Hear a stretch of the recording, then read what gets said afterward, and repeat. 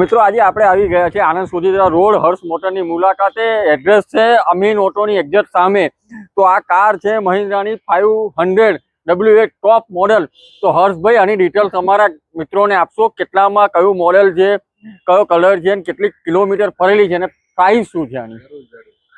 મહિન્દ્રા કંપનીની XUV 500 છે, W8 છે, ટોપ મોડેલ ડીઝલ કાર છે। આ 2013 નું મોડેલ છે, સેકન્ડ ઓનર છે અને માત્ર ને માત્ર 68,000 ફરેલી ગાડી છે અને પલ વ્હાઇટ કલરમાં છે।